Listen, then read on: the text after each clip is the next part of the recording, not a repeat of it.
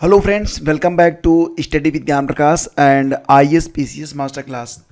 तो चैनल को तो आपने अभी तक सब्सक्राइब कर ही लिया होगा। अगर नहीं किया है तो अभी कर लीजिए, क्योंकि यूपी पीसीएस और साथ ही साथ आरओ खंड शिक्षा अधिकारी और यूपी ट्रिपल एससी की जो भी परीक्षाएं होंगी उसके लिए प्रैक्टिस सेट और थ्योरी की क्लासेज आपको यहाँ पर नियमित रूप से मिलेंगी, और वो भी बिल्कुल फ्री में। तो आज हम लोग आर ओ बीईओ के लिए प्रैक्टिस सेट 2 को डिस्कस करेंगे। तो वीडियो बहुत ही इंपॉर्टेंट है, पेशेंस उससे भी ज़्यादा आपको रखना पड़ेगा, क्योंकि कुल मिला के लगभग 15 से 20 प्रश्न हम हर प्रैक्टिस सेट में रखते हैं। तो इतना पेशेंस तो आपके पास होना ही चाहिए, because of you are a civil aspirant. तो चलिए शुरू करते हैं। पहला क्वेश्चन है, 5वां KIUG यानी कि खेलो इंडिया यूथ गेम्स 2023 पर विचार करना है। तो पहला स्टेटमेंट है, आयोजन इसका हुआ 30 जनवरी से 11 फरवरी 2023 तक। तो ये स्टेटमेंट यहाँ पर बिल्कुल करेक्ट है। 5वें खेलो इंडिया यूथ गेम्स में 2 नए खेल शामिल किए गए थे। इनके नाम है कयाकिंग और कैनोइंग। क्या नाम है? कयाकिंग और कैनोइंग।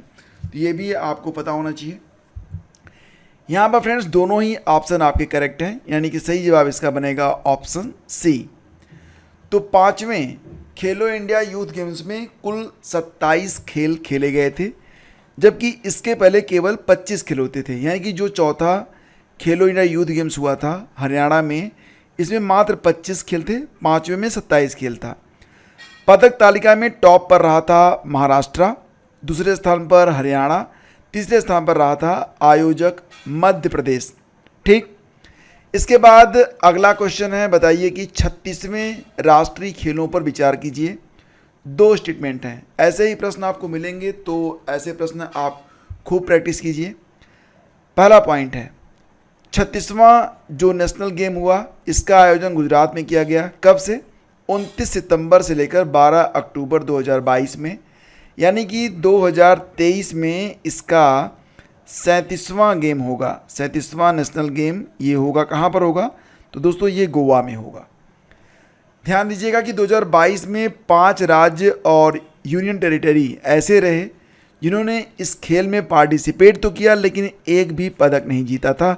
दोनों स्टेटमेंट यहाँ पर बिल्कुल करेक्ट हैं, इसलिए ऑप्शन सी आपका उत्तर बनेगा। ये जो 5 राज्य और यूनियन टेरिटरी हैं ये कौन कौन से हैं? तो देखो, एक तो आपका मेघालय था, दूसरा नागालैंड, तीसरा लक्षद्वीप, चौथा लद्दाख, 5वां दादरा और नागर हवेली और दमन दीव। दादरा नगर हवेली दमन दीव ये एक ही हो गया है, इन्होंने कोई पदक नहीं जीता। सिक्किम ने जीता था 1। पदक तालिका में सर्विसेज पहले स्थान पर रहा था और दूसरा स्थान मिला था महाराष्ट्र को। आगामी यानी कि इस साल का जो 2023 का राष्ट्रीय खेल होगा उसका आयोजन गोवा में होगा। ये भी इंपॉर्टेंट है एग्जाम के लिए, इसको भी बिल्कुल रट लेना। अगला क्वेश्चन है, एक किताब का नाम है Modi shaping a global order in flux. Modi shaping a global order in flux. तो दोस्तों ये किताब किसके द्वारा लिखी गई है? सही जवाब है हमारे विदेश मंत्री एस जयशंकर जी के द्वारा। तो ऑप्शन बी करेक्ट है। बाकी सज्जन सिंह यादव, मेघना देसाई, डॉक्टर कर्ण सिंह, इनके द्वारा भी कुछ किताबें लिखी गई हैं जो कि इम्पॉर्टेंट हैं। जैसे कि सज्जन सिंह के द्वारा जो किताब लिखी गई है उसका नाम है India's vaccine growth story from cowpox to vaccine Maitri. मेघना देसाई की किताब का नाम है the poverty of political economy, how economics avoided the poor. और डॉक्टर कर्ण सिंह की किताब का नाम क्या है? Mundakopanishad the breeze to immortality. ठीक है, तो ये 4 किताबें हैं, इंपॉर्टेंट हैं, याद रखना। भारतीय नौसेना ने 23 जनवरी 2023 को 5वीं डीजल इलेक्ट्रिक कलवरी श्रेणी की पनडुब्बी को नौसेना में शामिल किया है। उसका नाम क्या है? यूपी पीसीएस में भी ये प्रश्न पूछा गया था, बहुत सारे लोगों ने इसको गलत कर दिया था। देखो फ्रेंड्स, कुल मिला के देखा जाए तो कलवरी श्रेणी की कुल 6 पनडुब्बियाँ शामिल होंगी भारतीय नौसेना में। इसमें जो 5वीं डीजल इलेक्ट्रिक कलवरी श्रेणी की पनडुब्बी थी, ये इसका नाम पूछा जा रहा है, तो इसका नाम है INS वागीर। ठीक है, INS वागीर। देखो फ्रेंड्स, यह कार्यक्रम नौसेना डॉकयार्ड मुंबई में आयोजित किया गया था। वागीर सैंड ये एक सार की प्रजाति होती है। ये बहुत ही गोपनीय तरीके से और बड़ी निडरता से हमला करती है। तो उसी के नाम पर ये जो पनडुब्बी हमारी है इसका नाम वागीर रख दिया गया, जिसका आदर्श वाक्य है साहस, शौर्य, समर्पण, पराक्रम, वीरता और निष्ठा के आधारभूत मूल्यों का प्रतीक। अभी इसमें एक पनडुब्बी और शामिल होगी, बस वही लास्ट होगी। पूर्वोत्तर के पहले संपीड़ित बायोगैस संयंत्र यानी कि कंप्रेस्ड बायोगैस प्लांट का उद्घाटन कहाँ पर किया गया है? तो पूर्वोत्तर का यह पहला संपीड़ित बायोगैस संयंत्र है जिसका उद्घाटन किया गया था आसाम में। ऑप्शन 20 का करेक्ट है। तो इसका उद्घाटन किया गया था असम के मुख्यमंत्री हेमंत बिस्व शर्मा जी के द्वारा कामरूप जिले के सोनपुर में।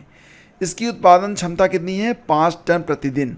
याद रहे कि असम में ही भारत का पहला शुद्ध हरित हाइड्रोजन प्लांट भी स्थापित किया जाएगा। शुद्ध हरित हाइड्रोजन प्लांट, देखो फ्रेंड्स, ये एक ऐसा प्लांट होता है, मैं आपको समझा देता हूँ।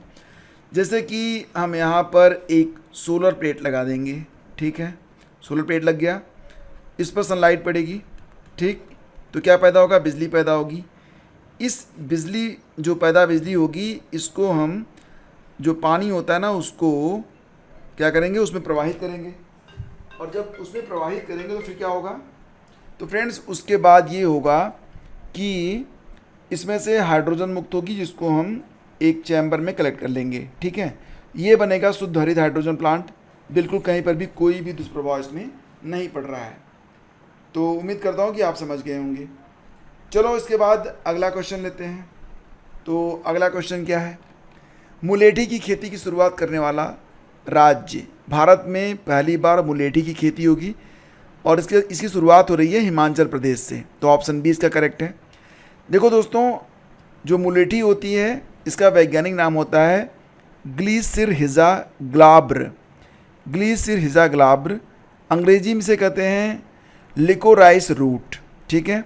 हर साल लगभग 8-10 हज़ार टन मुलेठी हम दूसरे देशों से मंगाते हैं, जिसमें अफ़गानिस्तान, नेपाल और चीन शामिल हैं। तो हमारे देश में भी मुलेठी के लिए उपयुक्त जलवायु है, इसलिए अब हिमाचल प्रदेश में ये प्रयास किया जा रहा है कि हम यहाँ पर मुलेठी का उत्पादन कर सकें। विश्व वन्यजीव दिवस प्रतिवर्ष कब मनाया जाता है? बहुत इंपॉर्टेंट क्वेश्चन है। विश्व वन्यजीव दिवस दोस्तों ये प्रतिवर्ष होता है 3 मार्च को। तो इसकी थीम 2023 में क्या रही? देखो फ्रेंड्स, इसकी थीम रही है पारिस्थितिकी तंत्र की बहाली के लिए प्रमुख प्रजातियों को फिर से लागू करना। अब WWF का जो हेडक्वार्टर है वो ग्लैन स्विट्ज़रलैंड में है, ठीक है।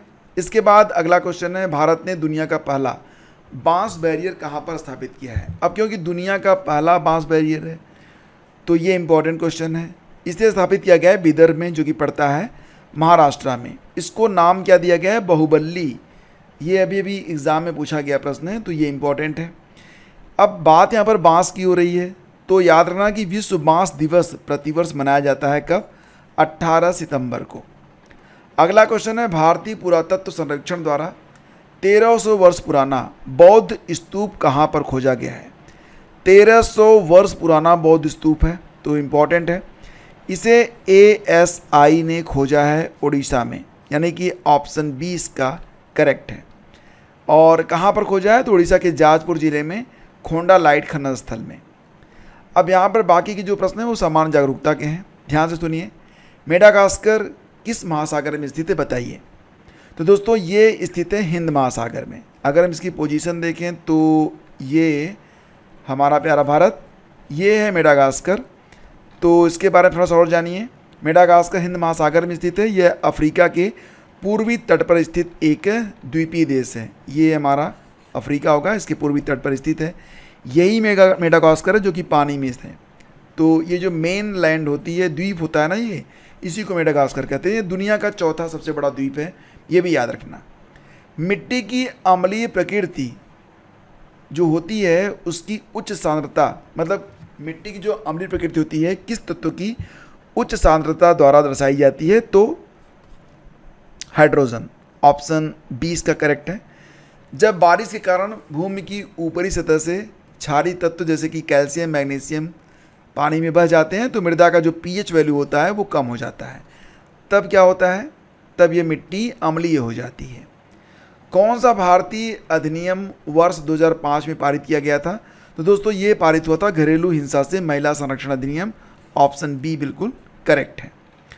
तो लागू कब हुआ था? 26 अक्टूबर 2006 से। इसका उद्देश्य क्या है? भारत की संसद द्वारा पारित एक अधिनियम जिसका उद्देश्य घरेलू हिंसा से महिलाओं को बचाना है और कानूनी सहायता उपलब्ध कराना है। नेक्स्ट है, किस स्थान पर दिन और रात के तापमान में अंतर सबसे अधिक होने की संभावना है? माउंट एवरेस्ट पर, चिल्का झील, अंडमान निकोबार, दोस्तों थार रेगिस्तान। जैसा कि आप जानते हैं जो सैंड होता है वो जब सूर्य चमकता है ना तो बहुत तेज ऊष्मा का अवशोषण करता है और बिल्कुल तपने लगता है, लेकिन रात में उतनी तेज़ी से ठंडा भी हो जाता है। तो दिन और रात का जो तापमान होता है उसमें बहुत ज़्यादा डिफरेंस होता है। तो आंसर बनेगा थार। थार कहाँ पर स्थित है? तो दोस्तों ये राजस्थान में स्थित है और द ग्रेट इंडियन डेजर्ट के नाम से भी थार को जाना जाता है। भारत में कहाँ पर कर्तन दहन प्रणाली, स्लैश एंड बर्न कृषि, जिसको कुरुआ कहा जाता है, ये की जाती है? तो दोस्तों ये की जाती है झारखंड में। देखिए फ्रेंड्स, जो हमारे वन होते हैं ना, जो जंगल होते हैं, इनको जलाकर, इनको हटाकर वहाँ पर खेती कर ली जाती है और जब उर्वरा शक्ति कम हो जाती है तो हम आगे के वनों को जला देते हैं। ये पर्यावरण के लिए बहुत ही खतरनाक विधि होती है, लेकिन क्या करें। पूर्वोत्तर में देखेंगे अगर आप, साथ ही साथ भारत के भी कई राज्य हैं जैसे कि असम, मेघालय, मिजोरम, नागालैंड, इसे झूम कहा जाता है। झारखंड में इसे क्या कहते हैं? झारखंड में इसे कुरुआ कहते हैं। मणिपुर में पामरू, छत्तीसगढ़ में दीपा कहते हैं। अंडमान निकोबार द्वीप समूह में भी इसे दीपा ही कहते हैं। मध्य प्रदेश में वेवर या दहिया, आंध्र प्रदेश में पोडू कहते हैं या पेंडा, पश्चिमी घाट में कुमारी कहते हैं, हिमालय क्षेत्र में खिल कहते हैं, झारखंड में कुरुआ और उत्तर पूर्वी प्रदेशों में झूम कहा जाता है। तो बड़ी खतरनाक विधि है, इस पर प्रतिबंध लगना चाहिए। ये प्रश्न बहुत ही इंपॉर्टेंट है, मुझे लगता है कि पहली बार आप लोगों ने देखा होगा। बताना है आपको कि ऋग्वेद में ऋषि विश्वामित्र और देवी के रूप में पूजी जाने वाली दो नदियों के बीच संवाद के रूप में एक भजन है। तो नदियाँ कौन सी हैं? ऋषि विश्वामित्र और देवी के रूप में पूजी जाने वाली दो नदियों के बीच संवाद हुआ है, उसके रूप में एक भजन है। कहाँ पर मिलता है? ऋग्वेद में। तो ये नदियाँ कौन सी हैं? देखो फ्रेंड्स, ये 4 ऑप्शन है, सही जवाब है जी हाँ दोस्तों, ब्यास और सतलुज, यानी कि ऑप्शन सी करेक्ट है। रट लेना, इंपॉर्टेंट क्वेश्चन है। और यह जो भजन मिलेगा आपको वो ऋग्वेद के 3रे मंडल का 33वां सूक्त है। तो दोस्तों ये आज के 15 मोस्ट इंपॉर्टेंट क्वेश्चन हैं, 2-3 बार इनको कर लेना और जो भी फैक्ट आपको मैं बता रहा हूँ उसको रट लेना। टेलीग्राम चैनल पर आपको PDF पर डे दी जाएगी, ज्वाइन कर लेना IAS PCS मास्टर क्लास के नाम से। Thank you so much.